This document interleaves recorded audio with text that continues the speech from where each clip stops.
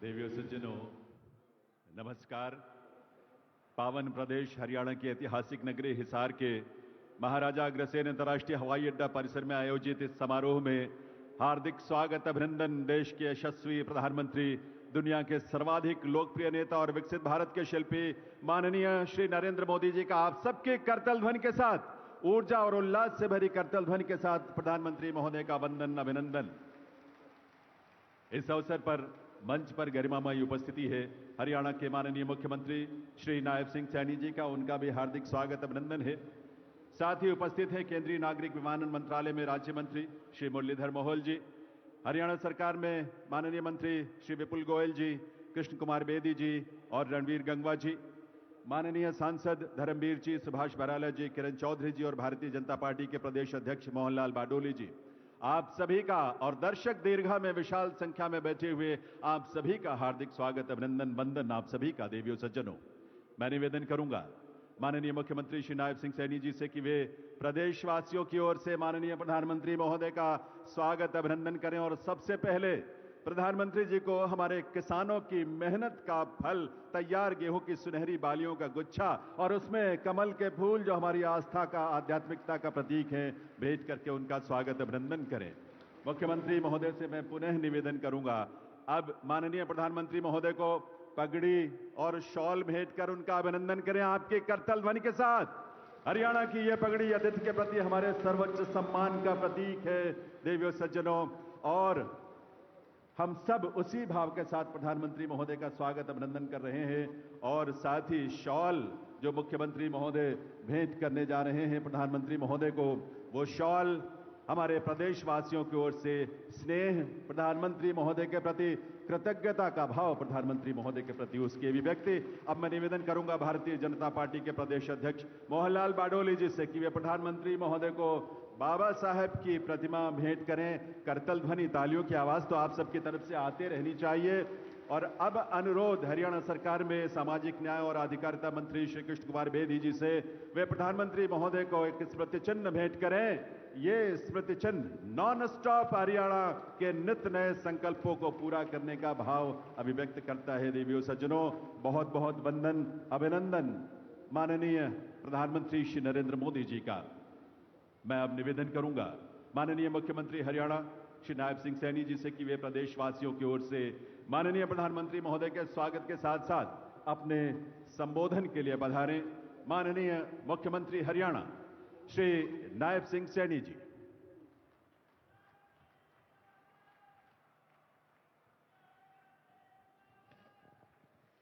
भारत माता की, भारत माता की।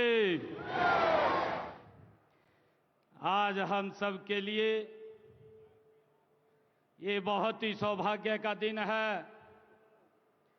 दुनिया के सबसे लोकप्रिय नेता, भारत के यशस्वी प्रधानमंत्री आदरणीय नरेंद्र मोदी जी आज हरियाणा को विकसित हरियाणा बनाने के लिए आज हरियाणा में पधारे हैं।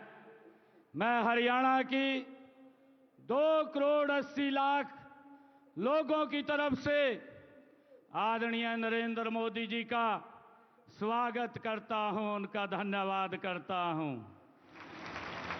माननीय प्रधानमंत्री जी, महाराजा अग्रसेन जी की इस पावन धरा और वीर भूमि हरियाणा में पधारने पर मैं अपने सभी हरियाणा परिवारजनों की ओर से आपका हार्दिक स्वागत करता हूं, अभिनंदन करता हूं और आपको हरियाणा की ऐतिहासिक जीत की बधाई देता हूं। आपको राम राम करता हूं। आदरणीय प्रधानमंत्री जी, यह वही हिसार है जहां की मिट्टी के मेहनत की खुशबू उठती है, जहां पशुधन की समृद्धि गूंजती है, जहां के सैनिकों ने हमेशा हंसकर देश के लिए कुर्बानियां दी हैं। आज विद्या का प्रकाश हर घर को रोशन करता है। यहाँ की राखी गढ़ी में हमें हमारी प्राचीन सभ्यता की गौरव गाथा सुनाती है। तो अग्रोहा की धरती महाराजा अग्रसेन के व्यापारिक वैभव को और सामाजिक समरसता की कहानी ये कहती है। आदरणीय प्रधानमंत्री जी, आपके आशीर्वाद से अब हमारे खेतों में सिर्फ फसलें नहीं, उम्मीदें भी लहलहाती हैं। आपके आगमन से यह ऐतिहासिक धरा विकास के सुनहरे पथ पर दौड़ पड़ी है। हिसार की हवा आज एक नया जोश है, एक नई चमक है। माननीय प्रधानमंत्री जी, आज भारतीय संविधान के शिल्पी भारत रत्न डॉक्टर साहेब भीमराव अंबेडकर जी की 135वीं जयंती है। मैं उन्हें सत सत नमन करता हूं और समूचे प्रदेश को उनकी जयंती की हार्दिक बधाई और शुभकामनाएं देता हूं।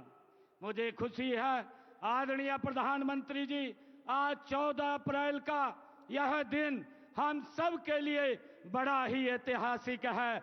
आज हम सब उस क्षण के साक्षी बन रहे हैं जब इस पावन भूमि पर नवनिर्मित महाराजा अग्रसेन हवाई अड्डे से भगवान श्री राम की नगरी अयोध्या में महर्षि वाल्मीकि अंतर्राष्ट्रीय हवाई अड्डे तक हवाई उड़ानों का शुभारंभ हो रहा है।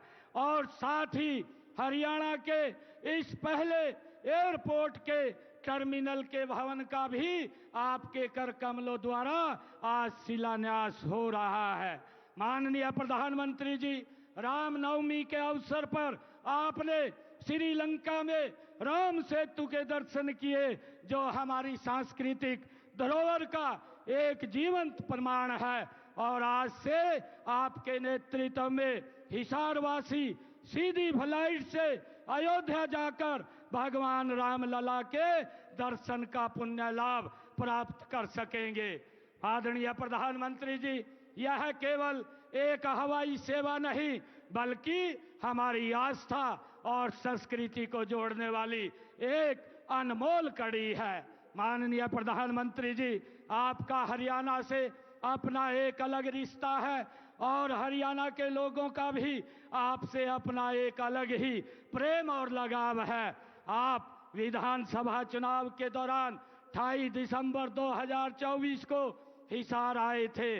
आपने इसी स्थल से हरियाणा की जनता से तीसरी बार भारतीय जनता पार्टी की सरकार बनाने का वायदा लिया था। माननीय प्रधानमंत्री जी, मुझे आज यह कहते हुए गर्व महसूस हो रहा है कि हरियाणा के लोगों ने आपसे किया हुआ अपना वायदा पूरा कर दिया है। माननीय प्रधानमंत्री जी, जो ऐतिहासिक जीत हरियाणा में भारतीय जनता पार्टी को मिली है, यह जीत हरियाणा की जनता का आपके ऊपर विश्वास की जीत है। यह जीत आपकी नीति की जीत है। यह जीत आपकी नीयत की जीत है और आपके नेतृत्व की जीत है। माननीय प्रधानमंत्री जी, हम सौभाग्यशाली हैं कि हमें आपका कुशल नेतृत्व मिला। ये उसकी जीत है। यह जीत आपके मार्गदर्शन में हो रहे हरियाणा के विकास की जीत है। माननीय प्रधानमंत्री जी, मुझे आज आपको यह बताते हुए खुशी हो रही है कि तीसरी पारी के 100 दिनों के अंदर अंदर ही हमने अपने संकल्प पत्र के 19 वायदे पूरे किए हैं। 90 वायदों पर काम शुरू हो चुका है और बाकी सभी भी तेज गति से काम हो रहा है। माननीय प्रधानमंत्री जी, हरियाणा आपके मार्गदर्शन और कुशल नेतृत्व में डबल इंजन की सरकार से ट्रिपल इंजन सरकार बन गई है और 3 गुना रफ्तार से आगे बढ़ रही है। माननीय प्रधानमंत्री जी, हमने अपनी माताओं बहनों से लाडो लक्ष्मी योजना की शुरुआत का वायदा किया था।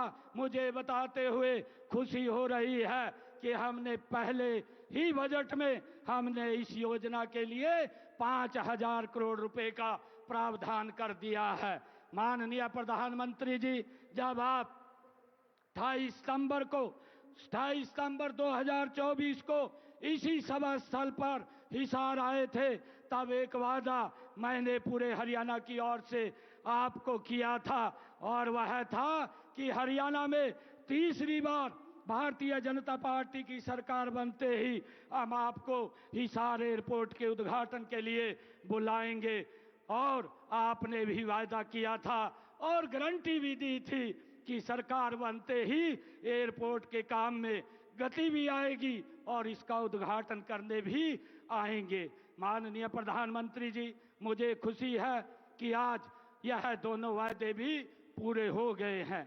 माननीय प्रधानमंत्री जी, आजादी के इतने वर्षों बाद भी देश के कई हिस्सों में हवाई संपर्क न होने से आम व्यक्ति के लिए हवाई यात्रा करना एक हवाई सपना ही था। हर देशवासी की इस सपने को साकार करने का काम माननीय प्रधानमंत्री श्री नरेंद्र मोदी जी ने अपने उड़ान योजना की शुरुआत करके किया। माननीय प्रधानमंत्री जी, आज यहाँ आपके कर कमलों द्वारा एयरपोर्ट के दूसरे टर्मिनल के भवन का शिलान्यास भी हो रहा है और यहाँ से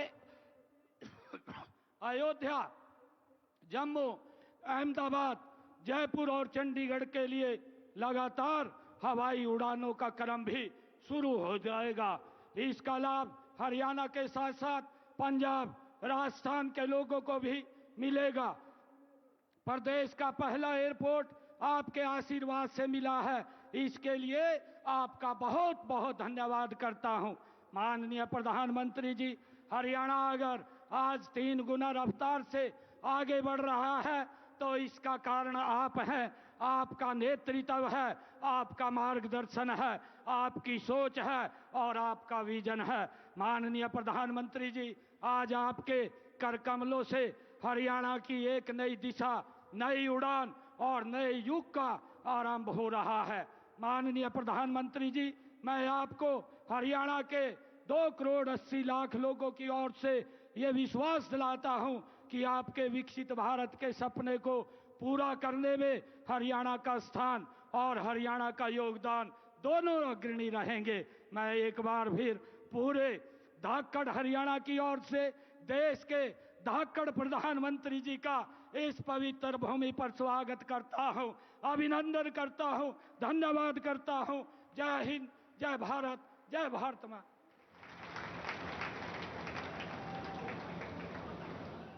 बहुत बहुत आभार माननीय मुख्यमंत्री महोदय का। देवियों सज्जनों, अब समय है हमारे संकल्पों की उड़ान का। आज यहां माननीय प्रधानमंत्री महोदय महाराजा अग्रसेन अंतर्राष्ट्रीय हवाई अड्डे के दूसरे टर्मिनल के निर्माण कार्य की शिलापट्टिका का अनावरण करेंगे पहले, और फिर हिसार हवाई अड्डे से पहली व्यावसायिक उड़ान का भी शुभारंभ करेंगे। मैं निवेदन करूंगा माननीय प्रधानमंत्री महोदय से कि वे पहले रिमोट का बटन दबाकर महाराजा अग्रसेन अंतर्राष्ट्रीय हवाई अड्डे के दूसरे टर्मिनल के निर्माण की शिलापट्टिका का अनावरण करने की कृपा करें।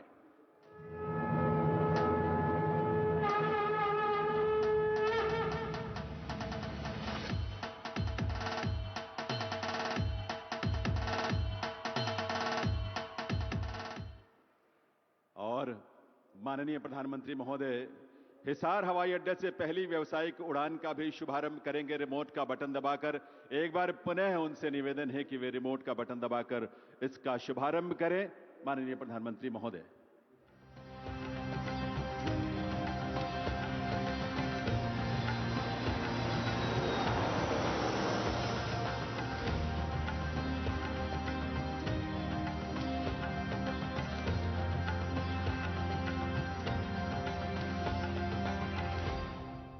देवियों सज्जनों, आप सबको हृदय से बधाई इस उड़ान की, संकल्पों के इस नए उड़ान की। और ये दृश्य आपके सामने हमारे इस एयरपोर्ट के उस रनवे का है जहां से पहली व्यावसायिक उड़ान जो है वो टेक ऑफ करने वाली है, उसकी शुरुआत हो रही है। और ये सजीव दृश्य आप देख पा रहे हैं और वो विमान भी आप देख पा रहे हैं जो यहां से उड़ान भरकर प्रभु श्री राम की नगरी यहां से प्रस्थान करेगी। महर्षि वाल्मीकि अंतर्राष्ट्रीय हवाई अड्डा अयोध्या धाम के लिए जो रवाना हो रही है करतल ध्वनि के साथ। आइए अपनी शुभकामनाएं दें और अपनी तरफ से बधाई भी सभी प्रदेशवासियों को, देश के लोगों को। ये उड़ान जो आपके सामने अब एक नए संकल्प के साथ आसमान छूने के लिए, आसमान की ऊंचाइयों को छूने के लिए आगे बढ़ चुकी है। बहुत बहुत आभार माननीय प्रधानमंत्री महोदय का इस उड़ान के लिए, इस सौगात के लिए। आज के विशेष दिन पर ये उड़ान को लेकर एक शुरुआत है जो भविष्य में और भी विस्तार पाएगा। संकल्पों की इस उड़ान पर आधारित एक फिल्म हमने तैयार की है जिसमें हिसार के इस महाराजा अग्रसेन अंतर्राष्ट्रीय हवाई अड्डे के नए स्वरूप की झलक आपको नजर आएगी। आइए देखते हैं ये फिल्म। हरियाणा का दिल हिसार, जहां इतिहास की गूंज हवाओं में तैरती है और भविष्य की उड़ान तैयार है। प्रधानमंत्री श्री नरेंद्र मोदी जी की गति शक्ति योजना के तहत हिसार अब हवाई नक्शे पर नई ऊंचाइयां छुएगा। आज माननीय प्रधानमंत्री जी ने महाराजा अग्रसेन हवाई अड्डे से अयोध्या के लिए पहली उड़ान को अपने शुभ कर कमलों से रवाना किया और टर्मिनल 2 के निर्माण की आधारशिला भी रखी, जिस पर लगभग 486 करोड़ रुपए खर्च होंगे। हरियाणा सरकार के सहयोग से बना ये एयरपोर्ट न केवल क्षेत्रीय विकास और रोजगार का द्वार खोलेगा, बल्कि देश के प्रमुख शहरों से सीधी हवाई कनेक्टिविटी भी सुनिश्चित करेगा। 7200 एकड़ में फैले इस इंटीग्रेटेड एविएशन हब में 4200 एकड़ पर एयरपोर्ट और 3000 एकड़ पर एविएशन हब विकसित हो रहा है। 3000 मीटर लंबा रनवे हर मौसम और हर समय उड़ानों के लिए तैयार है। ATR 72 से लेकर एयरबस 320 तक की उड़ानों के संचालन के लिए भी सक्षम। हरियाणा का ये एयरपोर्ट हर साल 21 लाख यात्रियों को संभाल सकेगा।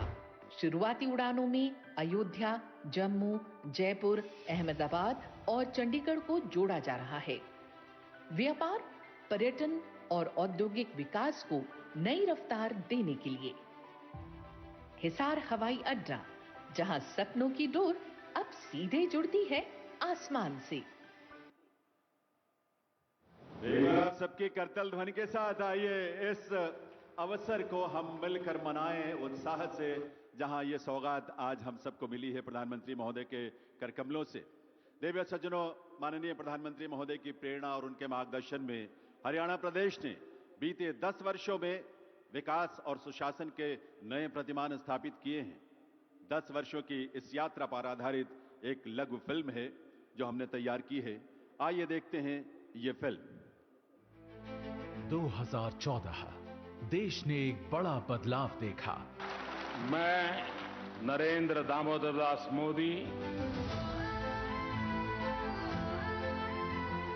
प्रधानमंत्री नरेंद्र मोदी जी ने देश की कमान संभाली और अपने कड़े और बड़े फैसलों से देश को एक नई दिशा दी। पर हरियाणा में भी था भेदभाव, क्षेत्रवाद का बोलबाला। अगर पारदर्शिता भी थी तो सिर्फ बातों और दावों में। ऐसे कठिन समय में हरियाणा ने मोदी जी का साथ चुना और फिर हुआ हरियाणा में एक नए दौर का उदय। हरियाणा अद्भुत संभावनाओं का राज्य है। डबल इंजन सरकार आपके लिए विकसित हरियाणा बनाने में जुटी है। मोदी जी के इस विजन को मिशन बनाया हरियाणा सरकार ने। राज्य की नीतियां, निर्णय और सरकार द्वारा लोगों के लिए प्रयास सुशासन की डोर में बंधे। अंतिम छोर तक हरियाणा सरकार पहुंची। ध्येय सिर्फ सेवा रहा और मिशन विकास। आदरणीय प्रधानमंत्री नरेंद्र मोदी जी का जो शब्द है, सबका साथ, सबका विकास और सबका प्रयास, उसको लेकर के हमारी सरकार निरंतर काम कर रही है। हरियाणा ने लोगों को गरीबी से बाहर लाने का संकल्प सिर्फ कागजों पर नहीं, जमीन पर उतारा। और जहां एक ओर हरियाणा देश का पहला राज्य बना जिसने गरीबी रेखा की आय सीमा को बढ़ाकर 1,80,000 रुपए कर दिया, वहीं दूसरी ओर पारदर्शिता, विश्वास और निष्पक्षता, इन नीतियों ने नए हरियाणा की नींव रखी। आज 60 विभागों की 819 सेवाएं ऑनलाइन मिल रही हैं। साथ ही हरियाणा परिवार पहचान पत्र जारी करने वाला देश का पहला राज्य है। इससे 52 लाख परिवारों को योजनाओं का लाभ मिल रहा है और वो भी घर बैठे। पिछले 10 वर्षों में हरियाणा ने कई बड़ी उपलब्धियां हासिल की हैं, जिससे हरियाणा बना पढ़ी लिखी पंचायतों वाला देश का सबसे पहला राज्य। हरियाणा ने पंचायतों में महिलाओं की 50% भागीदारी सुनिश्चित की। इसके अलावा हरियाणा कर्मचारियों के लिए ऑनलाइन ट्रांसफर नीति वाला देश का पहला राज्य बना। ट्रांसफर पोस्टिंग का खेल नहीं चलता और अब सरकार नागरिकों के दरवाजे पर आ गई है। लंबी कतारों और परेशानी से जनता को छुटकारा मिला है। सामाजिक सुरक्षा पेंशन जो कि 2014 में 1000 रुपए थी, उसे बढ़ाकर 3000 रुपए करने वाला पहला राज्य भी बन गया है हरियाणा।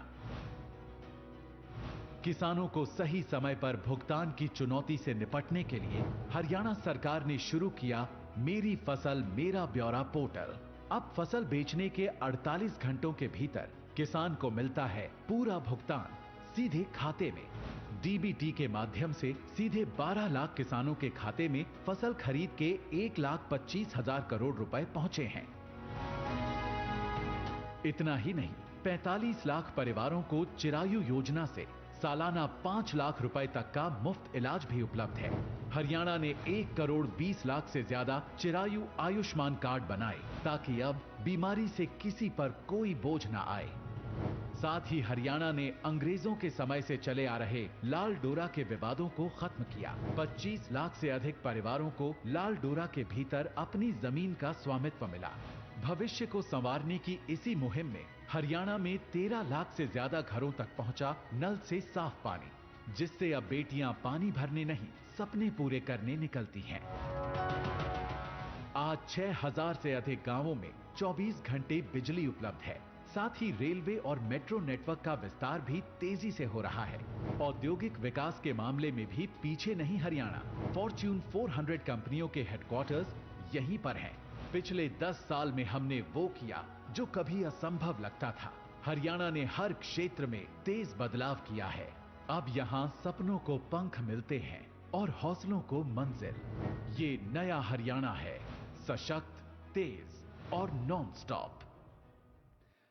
एक बार आपकी करतल ध्वनि की गूंज जरूर सुनाई देनी चाहिए, क्योंकि ये नया हरियाणा है, नॉन स्टॉप हरियाणा है। देवियों सज्जनों, स्वतंत्र भारत के इतिहास में वर्ष 2014 आप सब इस बात को गहरे से महसूस करते हैं, एक नए युग के प्रवर्तन का वर्ष था, जब माननीय प्रधानमंत्री श्री नरेंद्र मोदी ने देश का नेतृत्व संभाला और बाबा साहेब के चिंतन और उनकी विरासत को समावेशी भारत, विकसित भारत के निर्माण का आधार बनाया।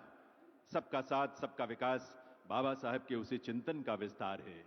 आइए देवियों सज्जनों, आप सबके करतल ध्वनि के साथ निवेदन करें ऐसे युग दृष्टा प्रधानमंत्री श्री नरेंद्र मोदी जी से वे अपने संबोधन के लिए पधारें, हम सबका मार्गदर्शन करें, हम सबको शुभकामना, अपना शुभ संदेश दें। माननीय प्रधानमंत्री महोदय।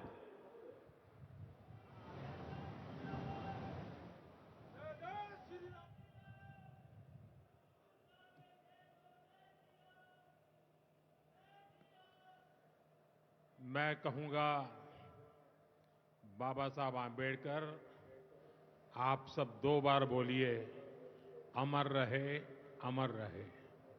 बाबा साहब आंबेडकर, बाबा साहब आंबेडकर,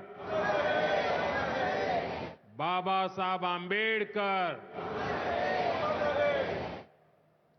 हरियाणा के मुख्यमंत्री श्रीमान नायब सिंह सैनी जी, केंद्रीय मंत्रिमंडल के मेरे साथी श्रीमान मुरलीधर मोहोल जी, हरियाणा सरकार के सभी मंत्रीगण, सांसद और विधायकगण और मेरे प्यारे भाई और बहनों, मारे हरियाणा के धाकड़ लोगों ने राम राम।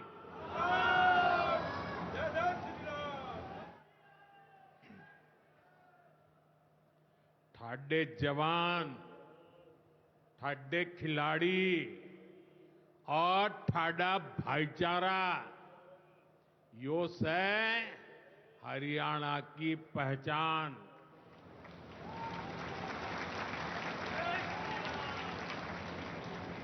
लावणी के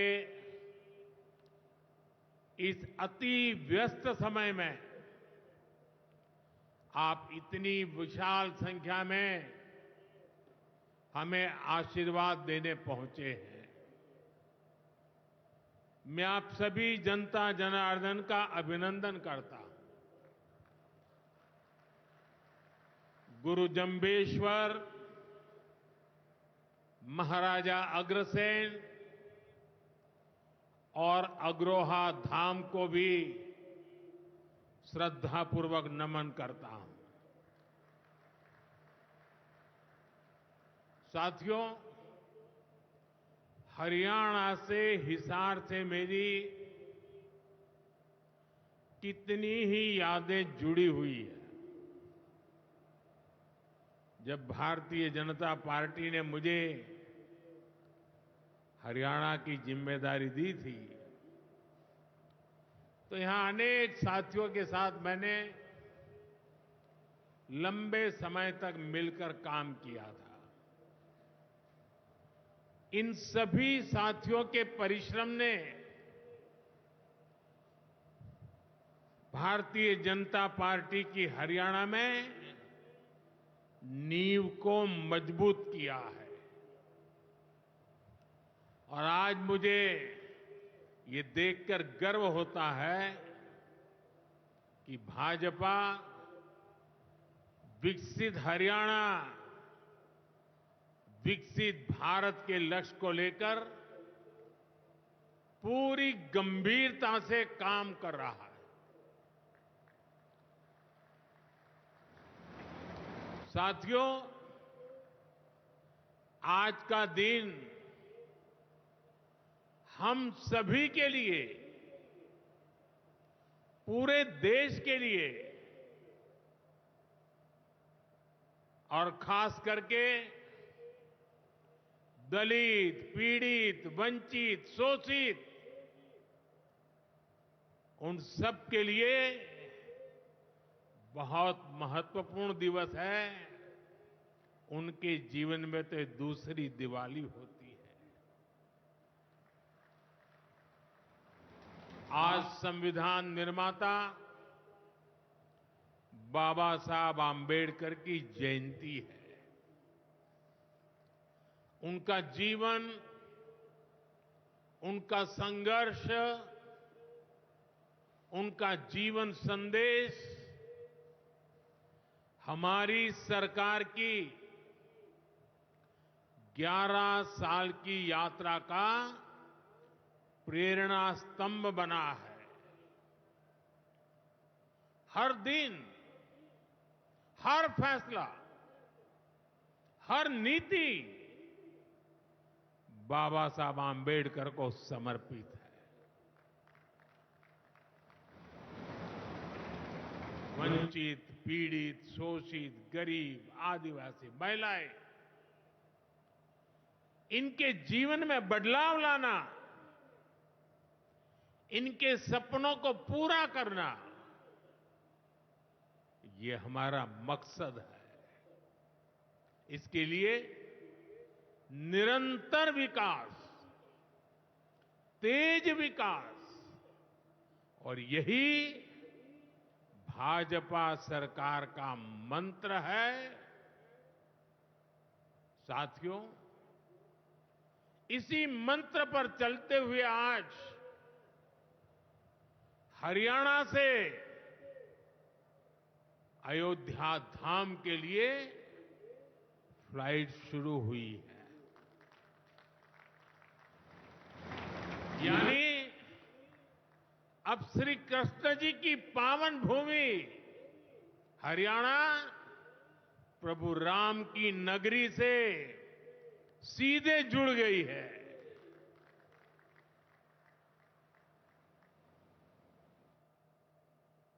अग्रसेन हवाई अड्डे से वाल्मीकि हवाई अड्डे आज सीधी उड़ान भरी जा रही है। बहुत जल्द यहां से दूसरे शहरों के लिए भी उड़ानें शुरू होगी। आज हिसार एयरपोर्ट की नई टर्मिनल बिल्डिंग का शिलान्यास भी हुआ है। ये शुरुआत हरियाणा की आकांक्षाओं को एक नई ऊंचाई पर पहुंचाने की उड़ान है। मैं हरियाणा के लोगों को इस नई शुरुआत के लिए ढेर सारी बधाई देता हूं। साथियों, मेरा आपसे वादा रहा है, हवाई चप्पल पहनने वाला भी हवाई जहाज में उड़ेगा।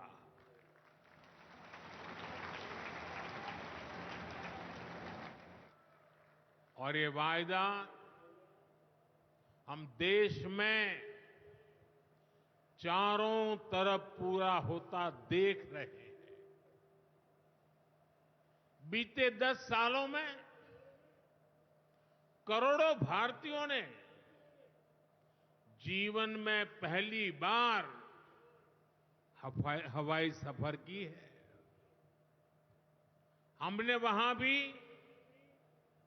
नए एयरपोर्ट बनाए जहां कभी अच्छे रेलवे स्टेशन तक नहीं थे। 2014 से पहले देश में 74 एयरपोर्ट थे। सोचिए, 70 साल में 74। आज देश में एयरपोर्ट की संख्या 150 के पार हो गई है।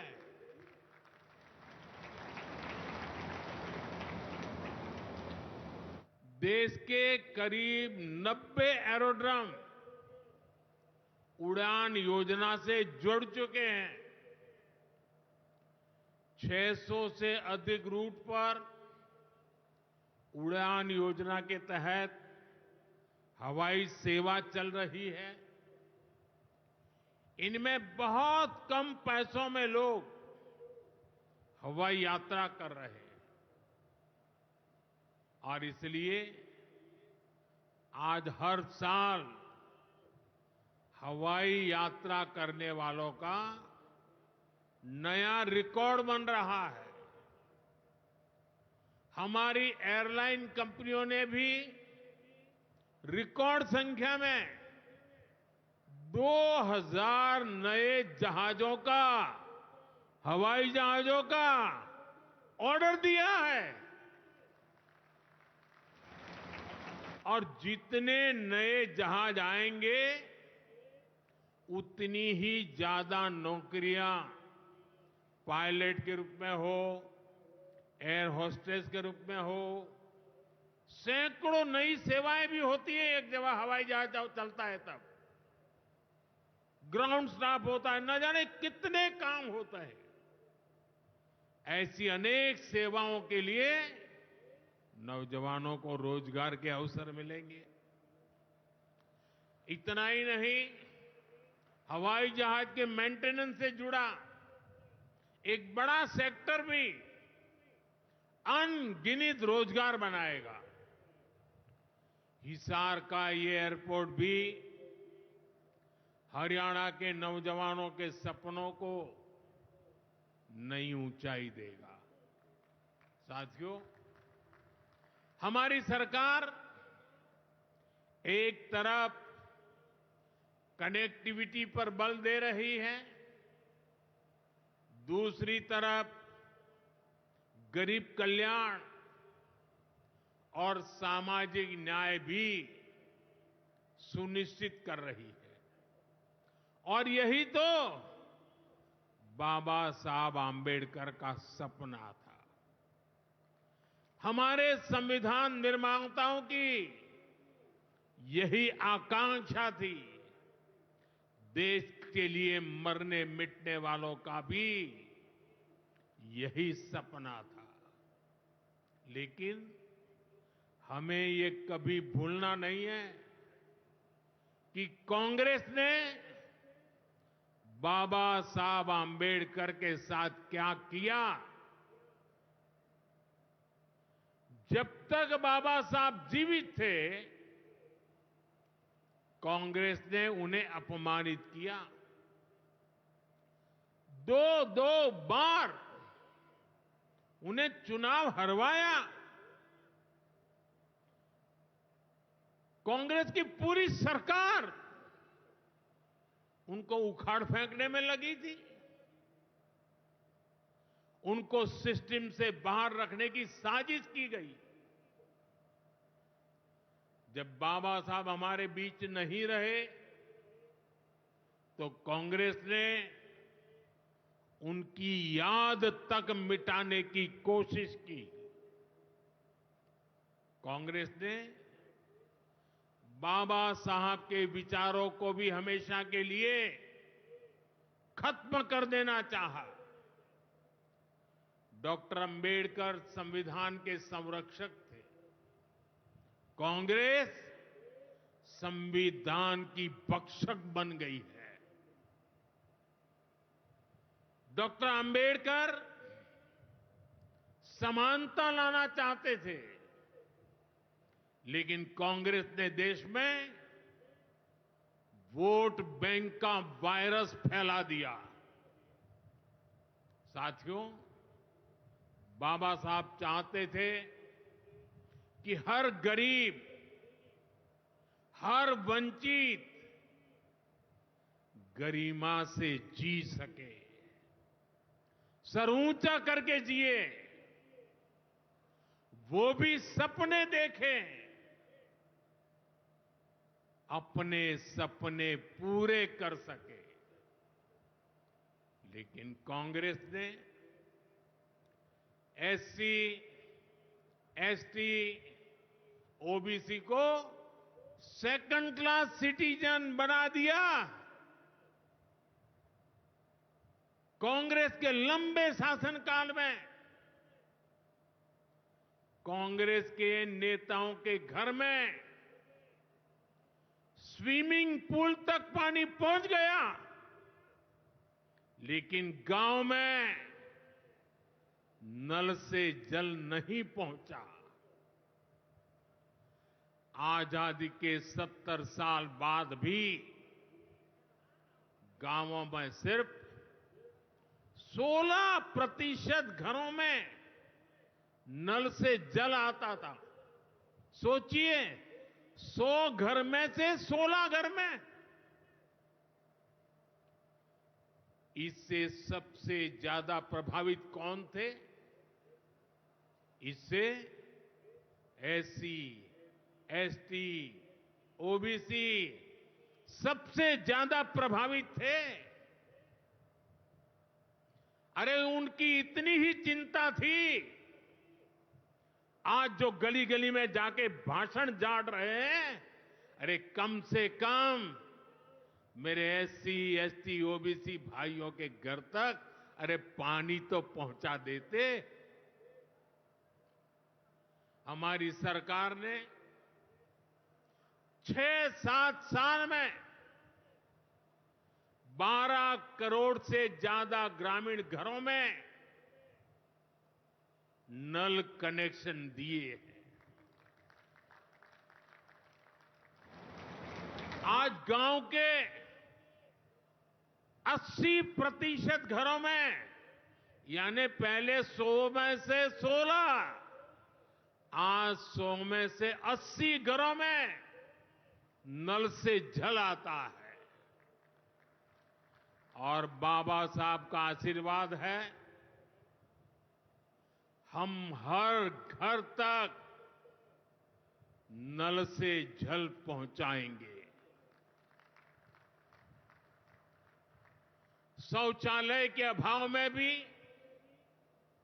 सबसे बुरी स्थिति एससी, एसटी, ओबीसी समाज की ही थी। हमारी सरकार ने 11 करोड़ से ज्यादा शौचालय बनवाकर वंचितों को गरिमा का जीवन दिया है। साथियों, कांग्रेस के जमाने में एससी, एसटी, ओबीसी के लिए बैंक का दरवाजा तक नहीं खुलता था। बीमा, लोन, मदद, ये सारी बातें सब सपना था। लेकिन अब जनधन खातों के सबसे बड़े लाभार्थी मेरे एससी, एसटी, ओबीसी के भाई बहन हैं। हमारे एससी, एसटी, ओबीसी भाई बहन आज गर्व से जेब में से रुपए कार्ड निकाल करके दिखाते हैं।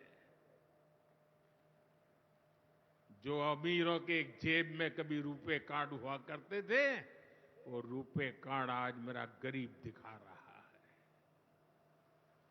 साथियों, कांग्रेस ने हमारे पवित्र संविधान को सत्ता हासिल करने का एक हथियार बना दिया।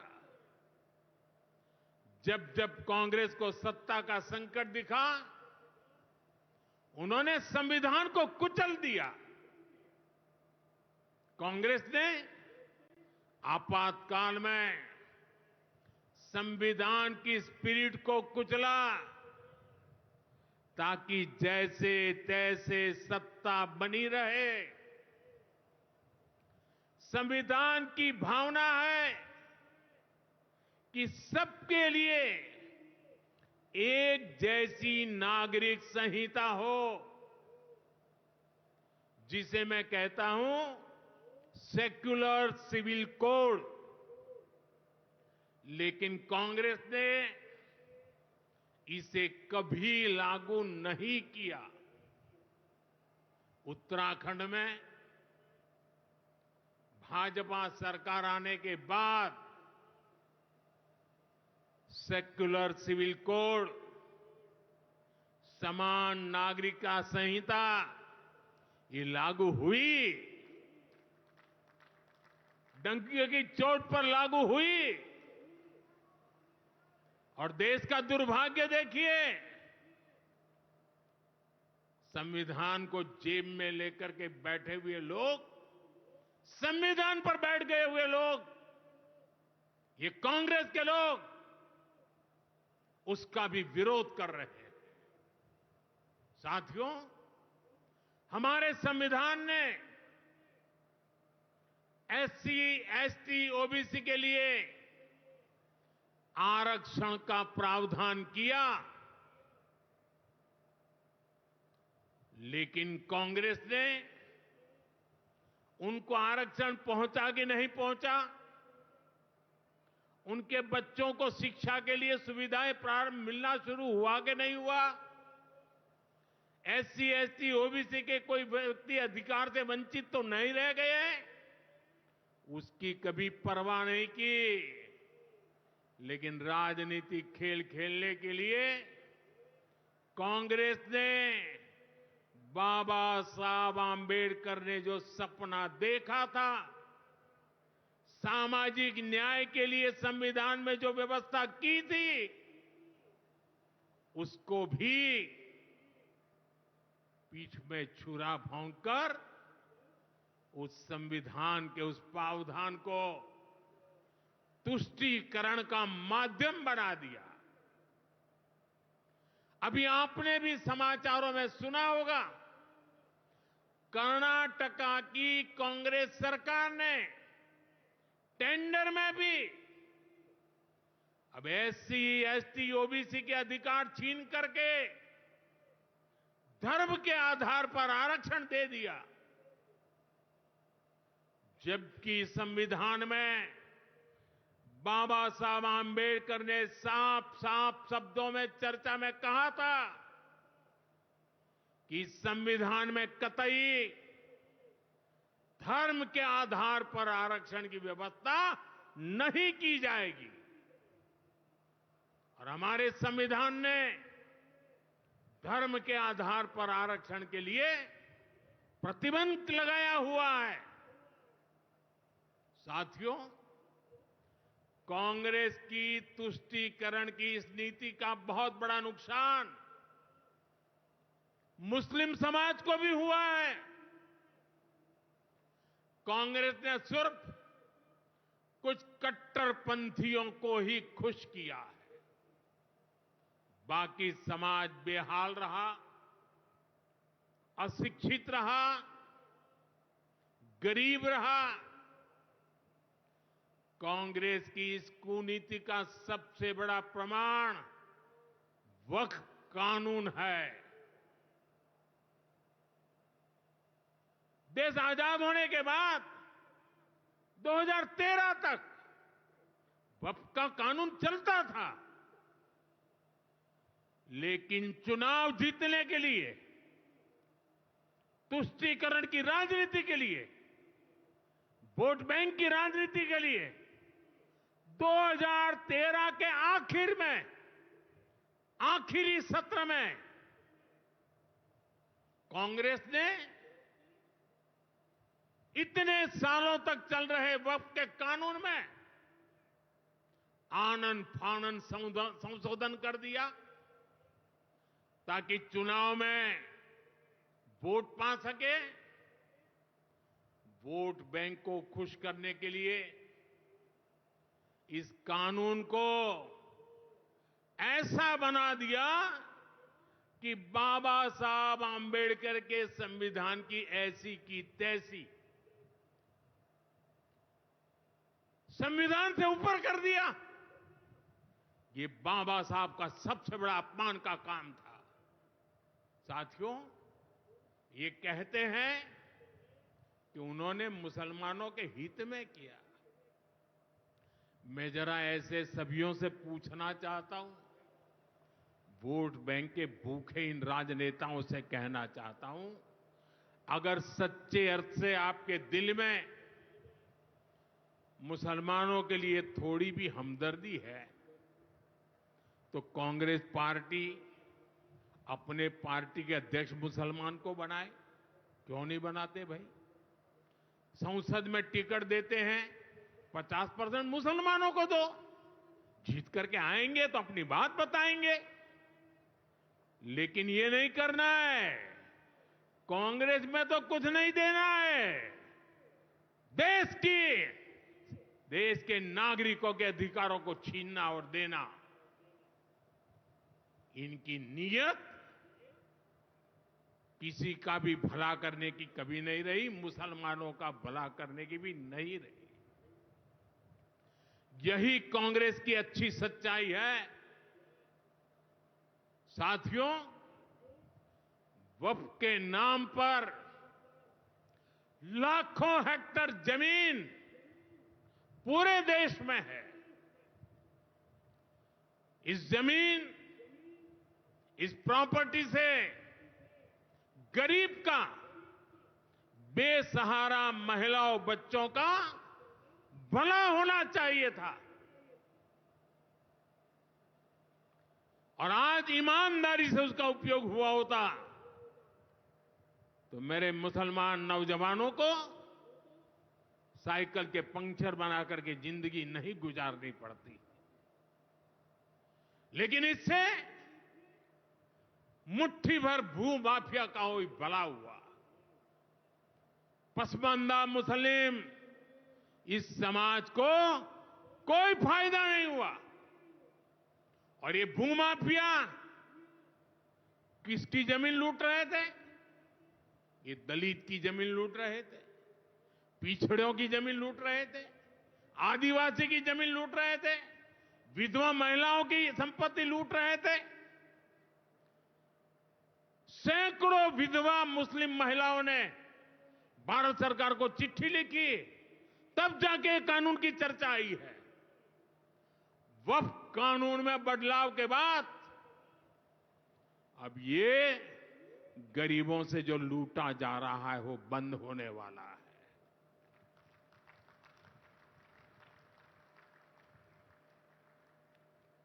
और सबसे बड़ी बात, हमने एक बहुत बड़ा जिम्मेदारीपूर्ण महत्वपूर्ण काम किया है। हमने इस वक्फ कानून में एक और प्रावधान किया है। अब नए कानून के तहत, वक्फ के कानून के तहत किसी भी आदिवासी की जमीन को हिंदुस्तान के किसी भी कोने में आदिवासी की जमीन को, उसके घर को, उसकी संपत्ति को ये वक्फ बोर्ड हाथ भी नहीं लगा पाएगा। ये आदिवासी के हितों की रक्षा करने का, संविधान की मर्यादाओं का पालन करने का हमने बहुत बड़ा काम किया है। नए प्रावधानों से वक्फ की भी पवित्र भावना का सम्मान होगा। मुस्लिम समाज के गरीब और पसमानदा परिवारों, मुस्लिम महिलाओं, खास करके मुस्लिम विधवाओं को, मुस्लिम बच्चों को उनका हक भी मिलेगा और भविष्य में उनका हक सुरक्षित रहेगा। और यही तो बाबा साहब आंबेडकर ने संविधान के स्पिरिट में हमें काम दिया हुआ है। यही असल स्पिरिट है, यही असली सामाजिक न्याय है। साथियों, हमारी सरकार ने 2014 के बाद बाबा साहब आंबेडकर की प्रेरणा को आने वाली पीढ़ियों तक पहुंचाने के लिए अनेक महत्वपूर्ण कदम उठाए। बाबा साहब देश और दुनिया में जहां जहां रहे, वे सभी स्थान उपेक्षित थे। जो संविधान के नाम पर अपनी राजनीतिक रोटी सेकने के लिए निकले हैं, उन्होंने बाबा साहब से जुड़े हुए हर स्थान का अपमान किया, इसे इतिहास से मिटाने का प्रयास किया। स्थिति ये थी कि मुंबई के इंदु मिल में बाबा साहब आंबेडकर का स्मारक बनाने के लिए भी देश भर में लोगों को आंदोलन करने पड़े। हमारी सरकार ने आते ही इंदु मिल के साथ साथ बाबा साहब आंबेडकर की महू की जन्मभूमि हो, बाबा साहब आंबेडकर जी की लंदन की शिक्षा भूमि हो, दिल्ली में उनकी महापरिनिर्वाण स्थली हो, या फिर नागपुर की दीक्षा भूमि हो, हमने सभी का विकास किया। इनको पंच तीर्थ के रूप में विकसित किया है। मेरा सौभाग्य है कि कुछ दिन पहले ही मुझे दीक्षा भूमि में जाकर, नागपुर जाकर बाबा साहब को नमन करने का अवसर मिला। साथियों, कांग्रेस के लोग सामाजिक न्याय की बड़ी बड़ी बातें करते हैं, लेकिन हमें ये भी याद रखना है कि कांग्रेस ने बाबा साहब आंबेडकर और चौधरी चरण सिंह जी, इन दोनों महान सपूतों को भारत रत्न नहीं दिया था। बाबा साहब आंबेडकर को भारत रत्न तब मिला जब केंद्र में भाजपा के समर्थन वाली सरकार बनी।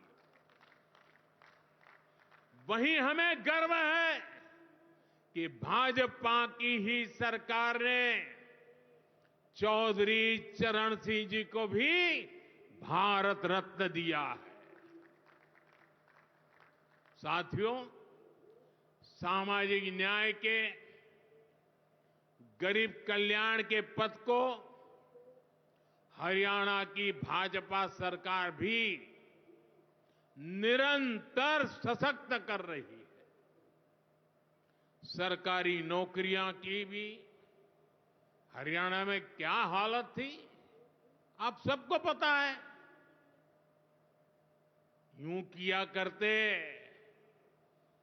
जे नौकरी लागणी है तो किसी नेता के गैल हो ले, और न तो रुपया ले आ, बापू की जमीन और मां के तो जेवर भी बिक जाया करते।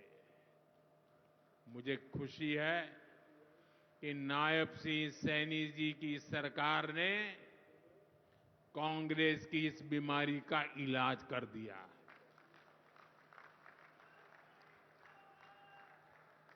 बिना खर्ची, बिना पर्ची के नौकरियां देने का जो ट्रैक रिकॉर्ड हरियाणा का है, वो अद्भुत है।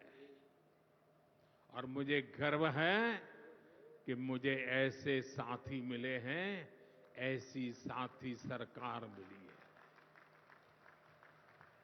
यहां के 25,000 नौजवानों को सरकारी नौकरी ना मिले, इसके लिए कांग्रेस ने एड़ी चोटी का जोर लगा दिया था। लेकिन इधर मुख्यमंत्री नायब सैनी जी ने शपथ ली, उधर हजारों युवाओं को नियुक्ति पत्र जारी कर दिए गए। यह है भाजपा का, सरकार का सुशासन। और अच्छा ये है कि नायब सिंह सैनी जी की सरकार आने वाले वर्षों में हजारों नई नौकरियों का रोड मैप बना करके चल रही है।